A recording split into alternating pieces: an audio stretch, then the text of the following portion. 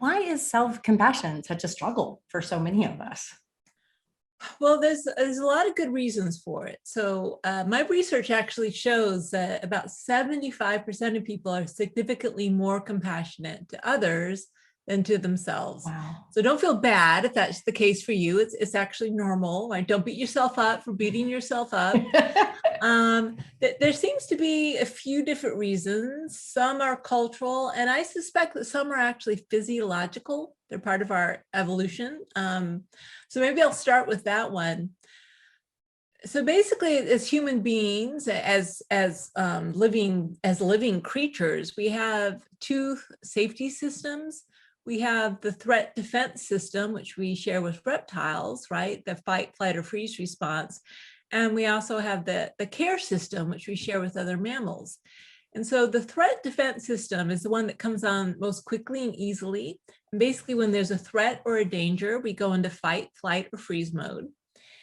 And when the danger is ourselves, like for instance, I just said something really awkward, or I failed at something, or something difficult's happening in my life, when we feel personally threatened, we kind of naturally go into this fight, flight, or freeze mode.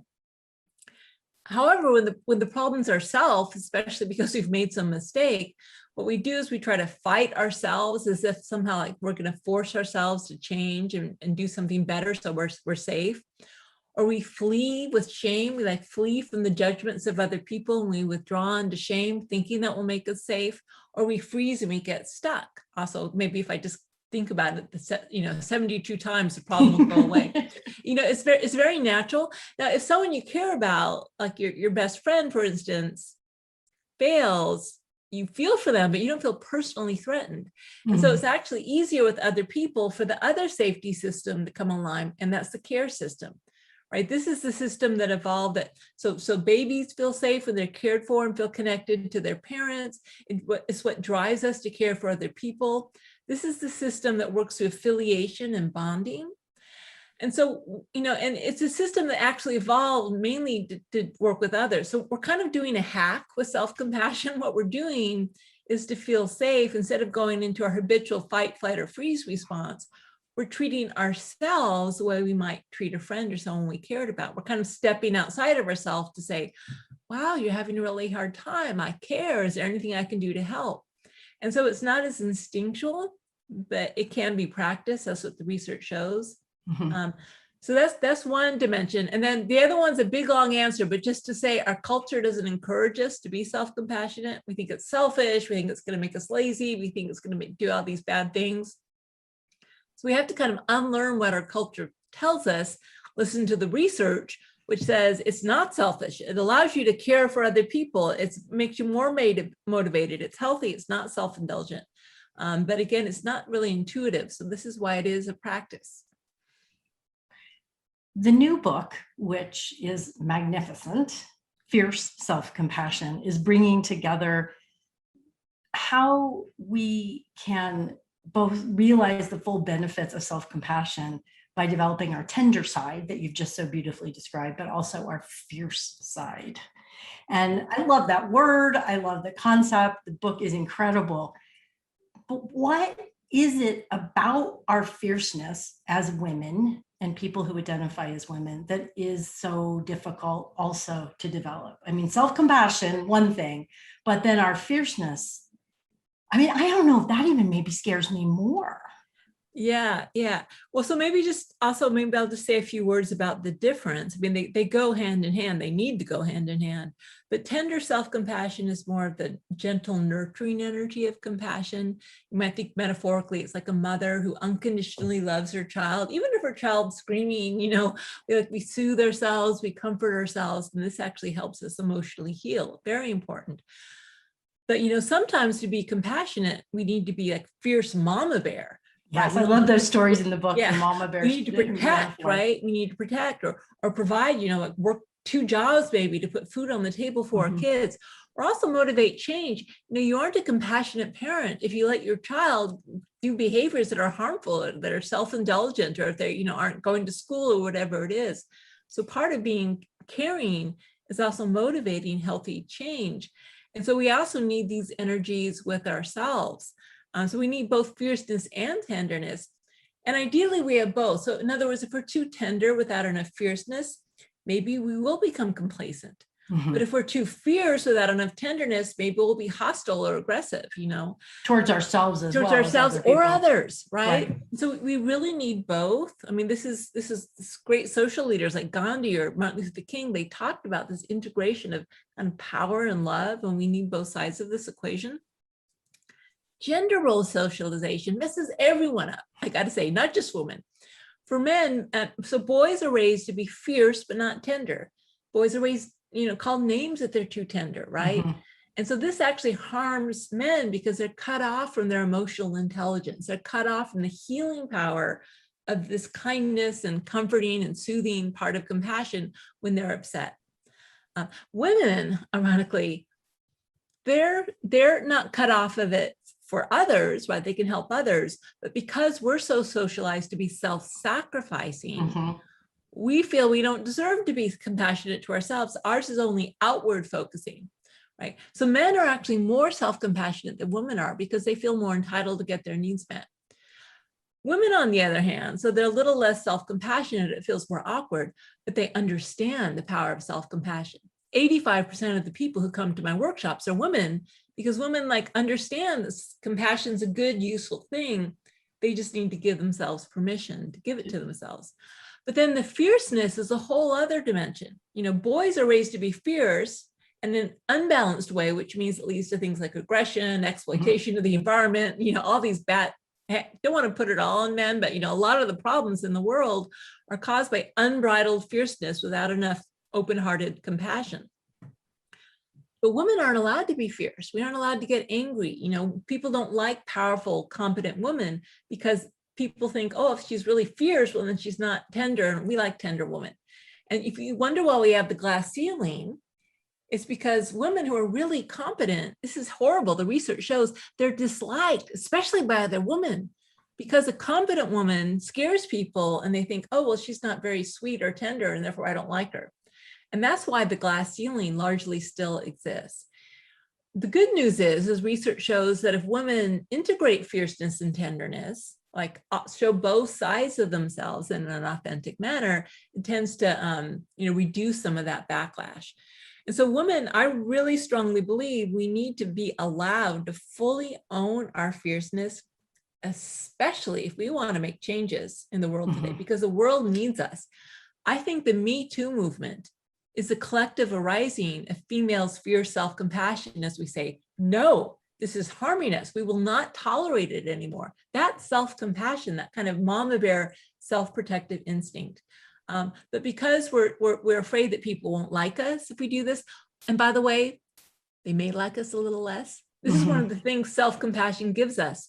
We aren't so dependent on other people thinking we're nice. It's like, well, of course we try to do it with politeness and we aren't going to, be rude to other people, but we need to be able to say, I'm sorry, I have to say no, even if it means that the people don't like it as much. We need to like ourselves. We need to be authentic. We don't want to manipulate people and just like, oh, yes, yes, yes, just to get them to like us.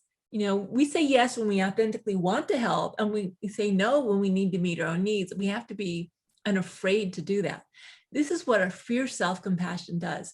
This energy of this fierceness, it reduces the fear response. It gives us bravery. It gives us courage. It helps focus us on our values. It helps focus us on our goals in life. It's a tremendously beneficial part of compassion that women, again, we have access to it when it comes to raising our kids. Or maybe standing up for a cause. Or standing up for a cause, or standing up for a friend. Yeah. So it's not like it's foreign to us. None of this, all this is very natural. What we're doing as women is just saying, we count too. Female lives are also, you might say our needs are also important. Right. And therefore I'm going to harness this energy for myself. And it's also linked to social justice work. It's not okay just to be well and happy yourself sitting on your sofa at home. We need to integrate concern with self and others. What we need to help ourselves and also help the world at the same time. And I think women really need to be able to access this fierce, powerful energy, also to engage in the work of social justice, which is so needed. It's so true, because one of the things, years ago, I started a project called Savor and Serve that was based on that E.B. White quote. I can't decide whether I get up in the morning, whether I want to savor the day, or I forgot they serve others, something like that. I'm terribly misquoting everybody, E.B. White. And it was a dud, because women are like, I serve everybody all the time. Yeah. I don't savor enough. I don't take care of myself enough. And I think there's truth in that, in that they don't have compassion and don't self-care. But I also think it's the fear of being sucked in. Yes. Because they don't have the fierceness to have those boundaries and say, I will do this for the social justice, or I will do this for my church, I will do this for my environment around me, but that's it. Right. Yeah. And so doing it authentically, right? So again, that's going to be more powerful. You're going to be more motivated. You also, like the research is, I have a whole chapter on kind of help, I think it's called Caring for Others Without Losing Yourself. That's a great chapter. Self-compassion to do it in a boundaried way, in a way that in the moment of helping others, if we're feeling upset or frustrated or exhausted, we actually recharge our own emotional batteries with care and kindness. Continually asking yourself, what do I need, right? But also recognizing that we can't totally disentangle what we need from what society needs.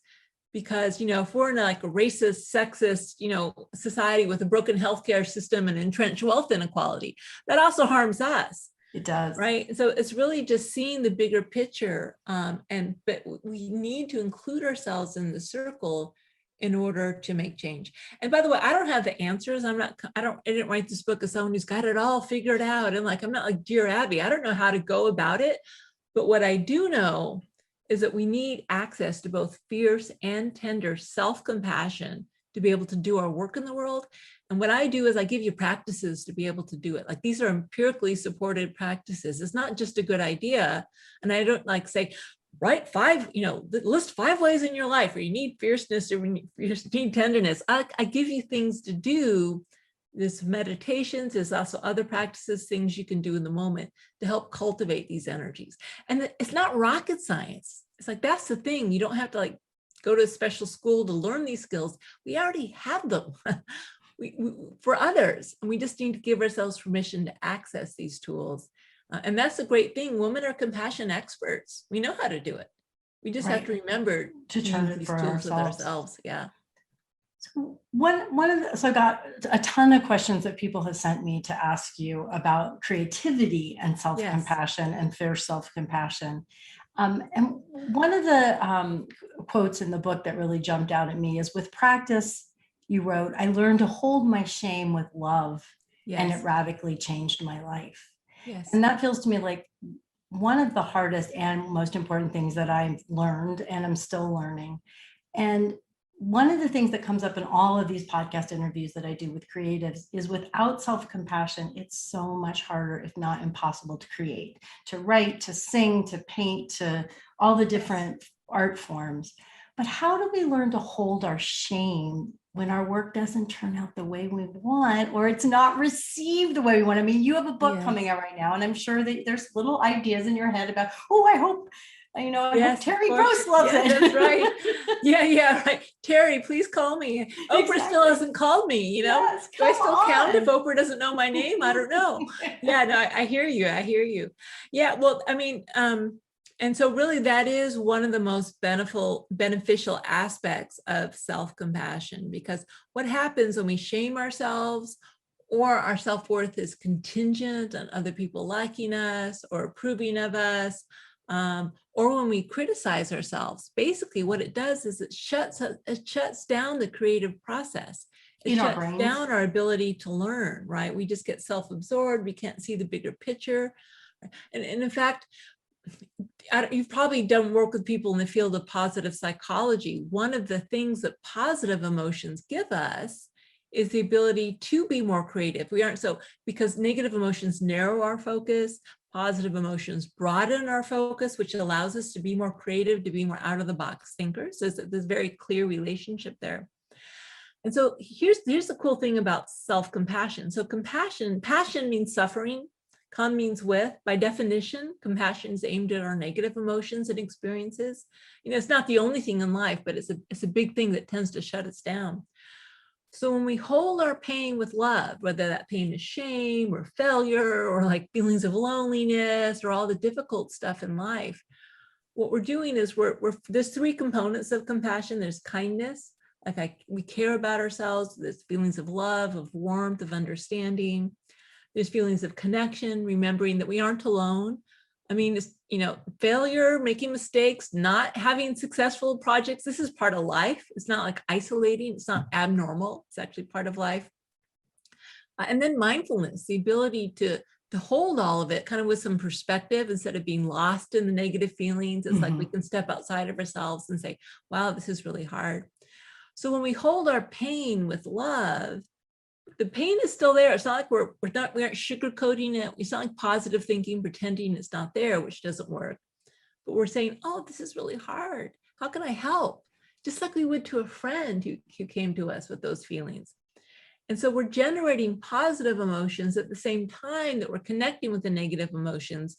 And what the research shows is that reduces the negative emotions, but it also feels good. It's rewarding to feel compassion. Right? And those positive emotions is what can open up the creative process. And also we know there's also for creatives, the negative emotions, there's a lot of juicy stuff there. We don't want to shut them out because, that's where a lot of our ideas come from, opening to the shadow side. And so self-compassion helps us open to both the light and the dark in a way that I think is really, my books, a lot of the best bits are when I talk about my pain. It's true when you talk about your struggles with your son and and yes, a lot of the really difficult experiences I've had. Yeah. And so really it's a way of opening up. My last chapter is all about the compassionate mess, like opening to the mess of our lives. Our lives are messy. That's the way they're designed to be, the human experience. When we came into this world, we didn't sign that everything will go perfectly till the day I die contract. We signed that things are going to be tough, things are going to go wrong, you're going to struggle, but you're also going to love and laugh and try to get through it. That's the contract we signed as human beings. So opening to that with compassion and an open heart, I really think is what allows us to learn from it. And it's not only what I think, what the research shows. This is the cool thing. The research shows it allows us to learn from our failure, right? See it as a learning opportunity to be motivated to try again, to make the best of situations, to see the silver linings in our difficult experiences. And so, I think it's so important, especially for people in the creative fields, to have this resource as they open to the tough stuff. Shutting down, feeling like a failure, that doesn't help. On the other hand, like being Mr. I don't know. I don't want to put down Mr. Rogers. I actually love him. But he also opened to the pain. He did. He was very. Stuart Smiley was a better analogy. Right. Everything's great. Everything's wonderful. And everybody loves me. That's not helpful either, Right. Yeah. And I see that a lot with people I work with, where they don't want to. They don't have enough self-compassion, actually, enough fierce self-compassion to go into the darkness that they want to write about or create in some way. That fierce part, I just think it's just a game changer. Yeah, because, love is not just gentle. Love is fierce. It's true. If you've ever parented. I've told stories in there about my son. You want to see someone fierce, you want to see someone who's going to rip your head off, as if you try to threaten my son. And that comes from love, because I love my son so deeply that I'm going to protect him. And I also love myself deeply, and I'm going to protect myself. Right. And so that energy, and it's not just love, it's also an anger. So women, one of the themes of my book is the way I'm wired, I go quickly to reactive anger, which I got to say is, something I've had to deal with as a compassion and meditation teacher. And I always thought it was about, opening to my anger and making space for it and working with it, which, I have gotten better over the years, but a lot of it's I can apologize. I'm so sorry I lost it. Please forgive me. I'm not an anger management expert, but what I really realized and what led to this book is, I wouldn't trade that part of myself for anything, because that's my power source. that's what helps power me to do so much work, and to, to be good work, to do good work in the world, and want to help others. And that ferocity, that desire to know the truth. So the Hindu goddess Kali is kind of one of my metaphors I use, and she's ferocious, and she's got all these cut off heads in her hand, and she's really scary. And a woman know that Kali energy is inside of them, and it scares the bejeebers out of themselves and others. But what does Kali do? She cuts away illusion. She is focused on revealing the illusion. And what illusion? It's also the illusion of separation. Seeing these illusions that we create, that, we're separate and we're unequal, and all these illusions, which is a bunch of BS. Patriarchy is a bunch of BS, Yeah. And that power to cut that away and say that that's not right, that's not serving love, is really, really important. We want to honor it. We don't want to denigrate it. But we want to be balanced, right? Of course, that's why we need to integrate the fierceness and the tenderness. Yeah, I love the Coming exercise. to that realization of loving myself as I am was a real powerful motivator to write this book. Yeah, I wanted to ask you that question. I also want to say, everybody, when you get the book, the Yin Yang exercise is a great one. Thank you. But I also just want to reflect for a second. I just feel like you just gave me so much permission to own that fierce side of me. And I was very much enculturated with a, Southern, be, all of that. Be a lady. Oh my God, this makes me want to puke. Be a lady. Like, even just that word, it's like my whole skin just goes, yeah. Yeah. So thank you for that permission. I also, there's two things I want to go to. So you mentioned the Me Too movement, and it feels to me like collectively we are owning our fierceness, our anger, and our rage. Yeah. And sometimes it feels like I just want to cut everybody's head off. It feels so big and so angry. What do I do with that? Not to turn this into a personal therapy session. And by the way, again, just to say, I'm not someone who's figured it all out. I'm someone who's on the journey as well. I want to make that clear, because it is difficult. But what I tried to do is I tried to develop practices to be able to work with that energy. And so one of the ways you do it is by, it's so powerful. You want to work with it in your body and not your head. Yes. Because what happens is, if you're thinking, it's so easy, you're just off to the races, right? And then this person did that, and I'm angry and all this, and then the storyline unfolds and you're off to the races. And before you know it, you said something you regret. And so I know when I'm able to work with these things as energy in my body, and that's why I like to use the metaphor of yin and yang. Kind of yin is the tenderness, yang is the fierceness. I like it because it's a little more, both of them, but it's a little more gender neutral. If you work with both energies as a physical sensation in your body, I have found it's a way, first of all, you can integrate them as energies in your body. I know this all sounds a little woo-woo, and maybe it is a little woo-woo, but I don't think it's woo-woo. I'm like Chinese, like if you look at Tai Chi and all these practices, meditation, these are things you can do, and you can actually observe them as energies in your body. And so this practice is designed to help you do that. And a lot of it I find is just inviting these energies in and allowing yourself that to fighting, or that closing up, like that. To go back to what you said earlier, that we live in a culture, and that culture is always sending us messages and influencing us. And so even that message, that subtle in the back of my head message, this is scary, this is wrong, you're going to bite somebody's head off. Yeah. They're going to call you a bitch. They're going to burn you with the stake. Yeah. And so if you do something like do a practice, like I've got practices like breathing yin and yang, or working with anger. And again, the key is integrating the tenderness. We don't want to cover up. We don't want to reduce. We want to also have our hearts open. And again, if you look at the great social justice movements, or like the Women's March, right? What a peace. I mean, those women, like they were angry. They were fierce. But there was no violence, there was not calling men pigs, or, it's not personal. It's just saying, no, we aren't going to take it anymore. It's just no. And if you can do that in a meditation or within your body first, it's going to help you. And again, I don't want to pretend that this is easy or that, you snap your fingers and get it right. And I'm still on the path to this integration, but I know, at least for me, that it's the only way forward. Suppressing it doesn't work. No, what I happens can't. is women suppress it and then they explode. Yeah, and That's then I not can't healthy. sleep at night and my thoughts are recursive Yes. over and over again. I'm so pissed. I'm so pissed you did that to me. I'm so pissed that Right. happened. I'm so pissed Right. at what I read in the news. That doesn't work. No, Yeah. I think it is a brilliant bringing together.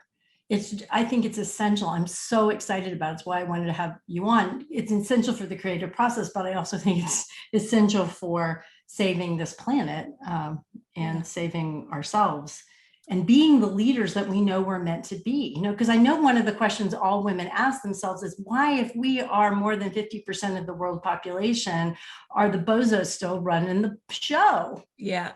And this is, I think, is one of the questions, or one of the solutions, is bringing these two, self-compassion and fierceness, together. And really, compassion is the bottom line. So anger can serve compassion. The Me Too movement, the Black Lives Matter movement, these are compassion movements. Mm-hmm. It's about preventing harm. And then that's always your line. Is this causing harm or preventing harm? Right? Is the anger aimed at saying no, clearly, firmly, to prevent harm? Then it's compassion. If it starts getting personal and hateful, then it's undermining compassion. Right. And that's kind of, is this causing harm or is this helping prevent harm? And that's kind of the dividing line. And it's hard to remember when you're really activated. So again, I'm not going to pretend that it's easy, but it gives you something to shoot for. It gives you a guideline. It does. I love that. And we will get it wrong. So I say at the end, the compassionate mess, including like the female empowerment movement and the feminist movement and the Me Too movement, we will get it wrong. We can't expect perfection. Mm-hmm. So you try and then you fall off, you get off balance, and then you give yourself compassion, you get on again. It's a process. It's not like the state you achieve and then, okay, fine, I'm perfect now. It doesn't, right. Which is such an easy thing to say. And so it's so essential to actually grok that feeling of always begin again, begin again. Moment by moment. Yeah, mm-hmm. Moment by moment. But the thing is if you bring compassion to the process, compassion feels good, feeling loving, feeling connected, feeling kindness, knowing that you're doing this from compassion and love. That actually feels good. It's a refuge. It's the refuge we can rely on moment to moment as everything unfolds. That's so important to remember, because so often we get caught in that loop of beating ourselves up, and then we almost get it almost like we want to suck on the bitterness longer. Yeah. That's a good analogy. Yeah. So here's a question from one of my lovely longtime students, Helen. I love being creative, but sometimes the process doesn't feel like it involves self-compassion. Writing is hard for me. It involves anxiety, overeating, or smoking to dampen that anxiety, long hours of pushing through until I get the words right. How to reconcile the love of having been creative with a sometimes punishing process. Right. Yeah. And so, again, I think the whole process is by taking regular pauses and just asking yourself, what do I need right now? Mm. And by the way, sometimes that question is not always what I need is to get sleep. Maybe what you need right now is to work till 5 a.m. Mm-hmm. Right? So it's kind of giving up expectations that it needs to look a certain way. If something's helping or not helping. And just really having that be your guiding question. What do you need right now? Right? What's going to help the most right now? Yeah. And if you trust yourself, then inside of you know what you need right now. I mean, I pulled some all-nighters writing this book. Sometimes I wake up at 3 o'clock and I've got, and I get up and I just write, for a couple hours. And I was tired the next day, but it was good. Right. So really trusting that the motivation of encouragement is actually more effective than the motivation of punishment. It's just like how we relate to our kids, and we the research is very clear that the motivation of punishment, it kind of works, You are going to work a little harder because you're punishing yourself and it hurts to punish yourself. So you're going to try to avoid the whip by getting things done. But it does create so much unnecessary baggage like anxiety, like fear of failure that undermines your ability to perform. Encouragement, because I believe in you. I want this for you. I care about you is actually much more effective and sustainable motivator. People are so afraid that it's going to be, yeah, well, then let me just take a break. I'll never get off the couch. But, it's good enough. That's actually maybe that's not what you need, because if what you need is to express yourself and to be the best you can be, the best, create the best creative product you can possibly create, then sometimes that means not taking a break. Like I say, maybe it means taking an all-nighter or really driving yourself. But with that spirit of encouragement. Love as opposed to hate. Yes. Right. And again, that fierceness, fierce mama bear. Maybe your fierce mama bear says, just do it. And maybe like going to kick you in the butt a little bit. Maybe it's a little tiger mom sometimes. When we need that, when we don't, I think from the outside, sometimes we can't even tell. I can't tell anyone what they need in the moment, but really asking yourself honestly, authentically, what do I really need? And then what if gentleness. That's not always the answer. Yeah. What if you get an answer and you don't want to do it? Like, here's another question. How do you cultivate greater self-compassion for yourself when you're not making the time or space for your creativity to flourish in the ways you want? When you're caught in that, I want this, I need this, but I'm not giving it to myself. Yeah. So I also have a practice in there about kind of values. A lot of it is values. I mean, we do have different parts to ourselves. In many ways, I should have called it selves compassion because we have different parts and they have different needs and they want different things. And it is kind of a mess in there. It's not, it can be cacophony. It's not always harmonious. And so there are actually ways of dealing with it. If you're into therapy, there's a brilliant therapy system called internal family systems, or other people who do parts work, and what you do is you listen to and have compassion for all your parts. But the part of ourselves that's so harsh and such a hard driver to ourselves, if we listen to that and realize, oh, I see this really harsh part of myself, this is actually trying to keep me safe. It really is. It's a kind of misguided form of care. And when you tap into that and say like, oh, thank you for trying to care for me. I think maybe your methods haven't been so effective, but I appreciate them. That actually then opens the door to other voices, other parts of yourself that are more effective, like the encouraging voices. So really listening to all parts of ourselves. I'm not shutting any of them down, seeing that usually what's driving all of these voices is some need for safety or for happiness at the end of the day. Then that can also help us to find a solution that's most effective. I love that. I do a lot of that work just for myself and for other people too, just being able to have those conversations with yourself, whether it's in your journal or, yes, out on a walk, or sometimes when I'm really stressed and I have to drive somewhere, because we're starting to drive places again. Yeah, we're starting to actually get in the car again. And I'll turn off the radio or the podcast and I will talk to myself and I'll talk to those different parts and just kind of coach them and give them self-compassion. Yes. And listen to each one, validate whatever. I hear you. I hear you're afraid. I hear that you think I really screwed that up. Yeah. So just going away from everybody else's questions to my questions for a second. Okay. How did this idea come to you for the new book, for your self-compassion? Well, so first of all, I didn't invent the idea of self-compassion or fierce self-compassion. Well, so actually, maybe I should kind of repackage these ideas, and all ideas are repackaged.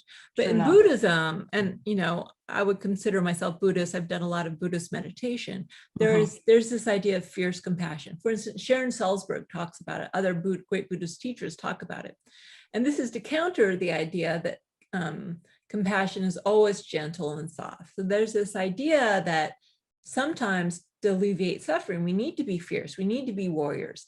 There's a story of, one time someone asked the Dalai Lama, who was giving a talk on compassion, well, what do you do about child molesters?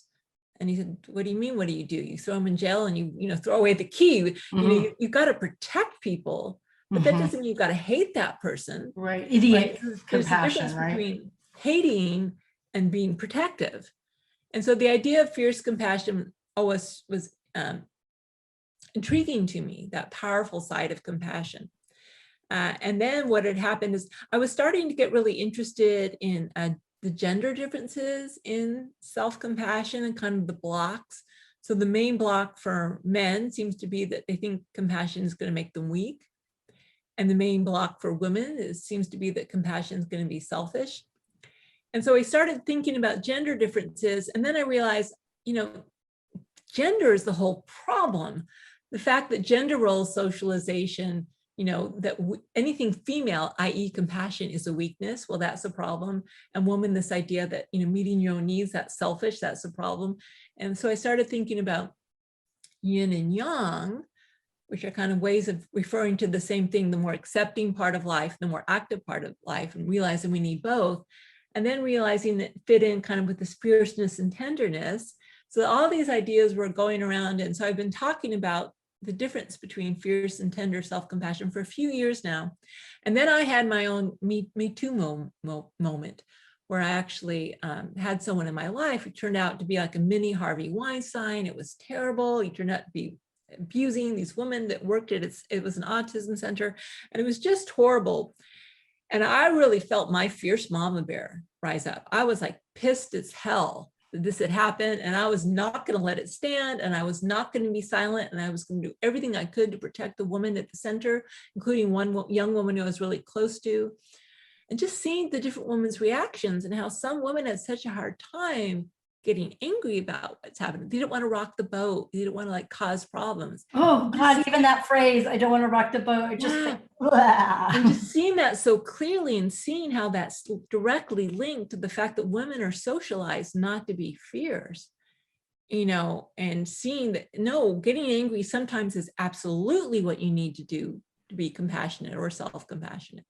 And so this idea for this book came along, and I realized that, and I felt a little bad writing it just for women, because men also need fierce self-compassion. And I've had a lot of men say, what about me?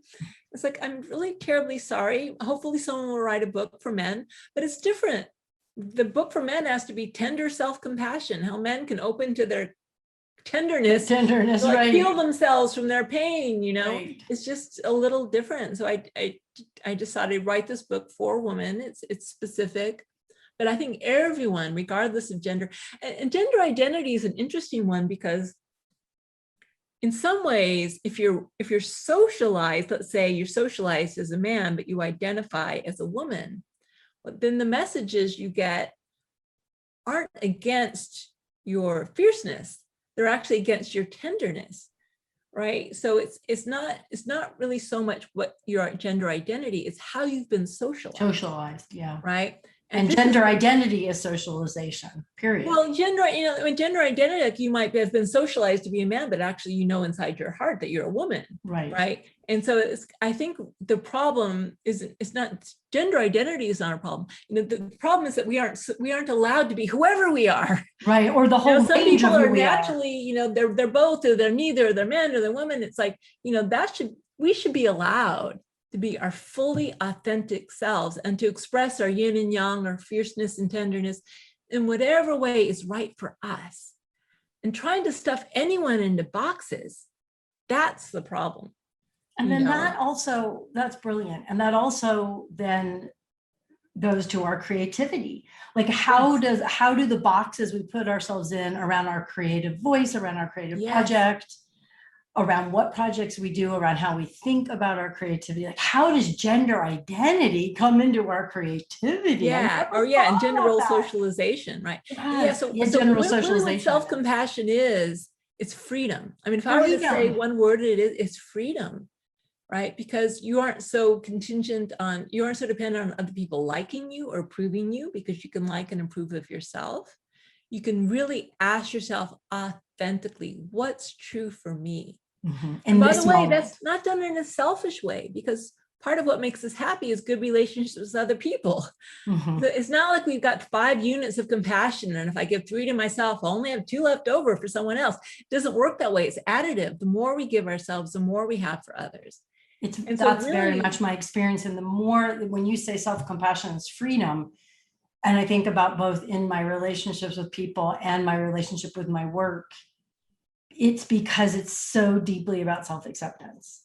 Self-acceptance, yeah. And the more that I accept myself, the more that I accept my husband, and the more that I accept my kids, and the more that I accept my clients the way they are, or my students. Yeah. Right. And as Carl Rogers said, also the paradox, this is the yin and yang, the more I accept myself, the more I can change. So accepting yourself as a person doesn't mean that your behaviors aren't going to change, or you don't want to change what you do or get really active in terms of what you do. Quite the opposite. It's actually allows you, gives you the power to do the work of change in the world, internally in terms of your own behaviors, and also, externally, social justice work, or creative work. Very much so. Yeah. And I think, just to go back to Helen's question too, and some of the other questions also, when you're in that, when you're cultivating that self-acceptance, and through self-compassion, through fierce self-compassion, then you're less likely to tolerate the ways you're not showing up for your creative work. Yes, exactly. That's right. You can say, I really, I can't do what my work wants me to do, what my kids want me to do every Tuesday afternoon. No, I really do need to carve this out for myself. This is important. This is valuable to me. It counts. So my research shows that when people have a conflict between their personal need and the need of someone close to them, like a spouse or child or friend, that self-compassionate people are more likely to compromise. They don't subordinate their own needs, but they don't say, well, to screw you, my way or the highway either. They compromise. They consider everyone's needs and try to come up with a balanced solution. And so that's really what self-compassion gives you. I love that. And it's so much my experience. And then when I lose that in the compassionate mess, then I tend to be that, oh, I'll just do it for you, or I'll just work some more. It's just so clear how quickly I lose that time for whatever is important to me. So it is a practice, right? It is a practice. It's not hard to do, but we have to remember to do it. And so that's why the mindfulness is such an important part of self-compassion. The mindfulness is the awareness, and with self-compassion, the trigger, the mindfulness bell, you might say, is suffering, pain, emotional pain. When you feel stressed, when you feel unhappy, when things feel resentful, uncomfortable, distress, then that's a sign, okay, something's needs attention. Something needs my attention.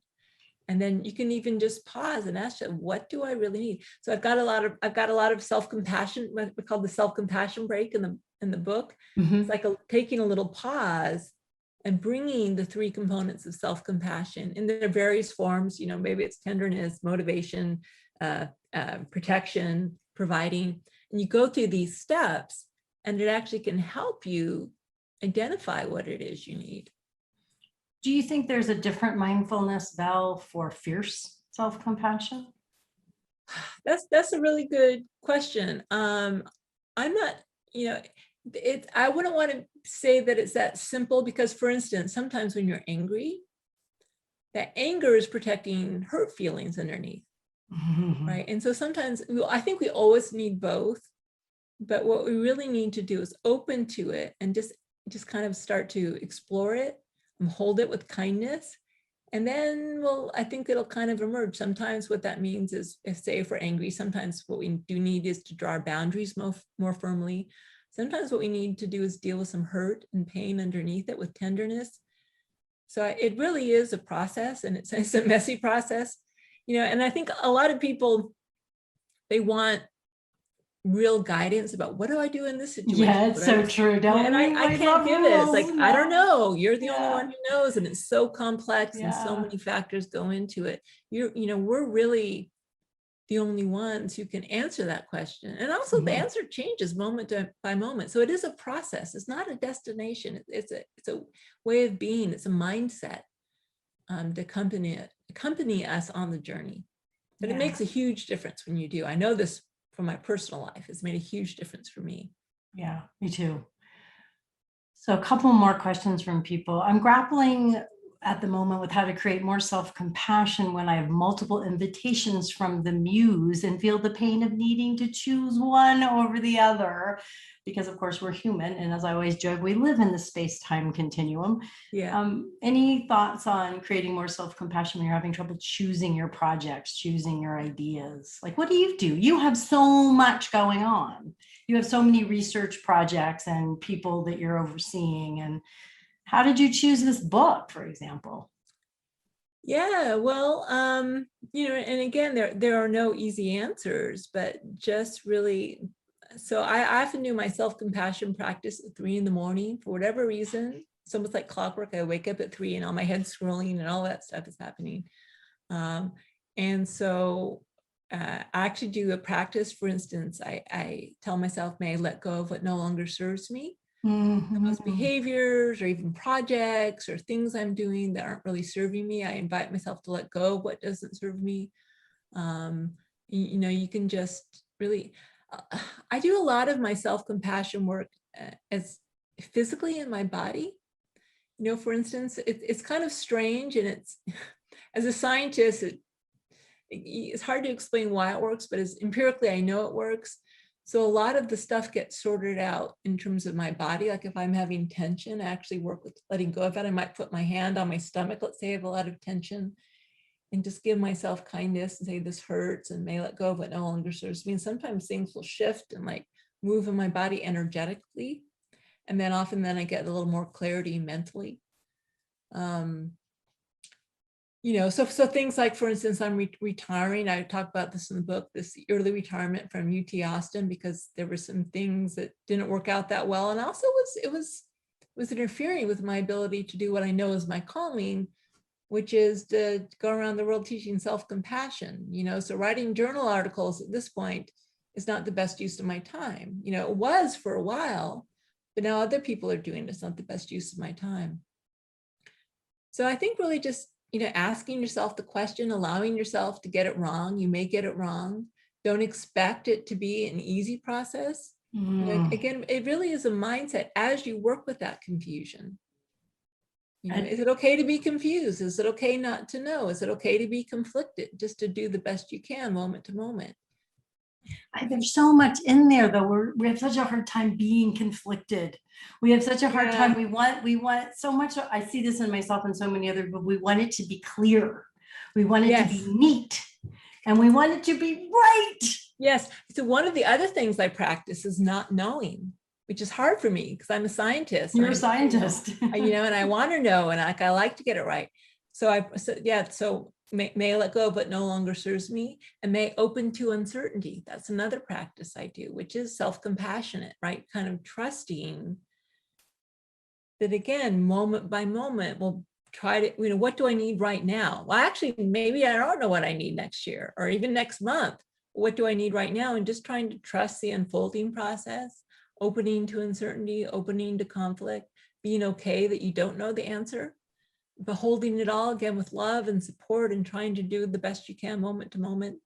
You know, and here's the thing self-compassion gives you is when you get it wrong, and you will get it wrong, self-compassion doesn't say, no, I'll never make mistakes again. That's not what self-compassion is.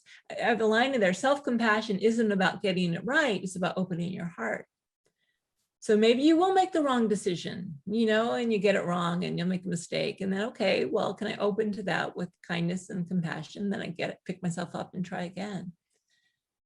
I guess part of the journey is again, moving away from how do I know the right answers? Mm-hmm. Or even how do I attain balance? And this whole thing is so paradoxical. It's not like you attain balance. You're constantly striving to be more balanced, which means maybe with moments of balance, then we get out of balance, and then we relate to that with compassion, and we, you know, get up again. And it's like it's a process. It's not a place.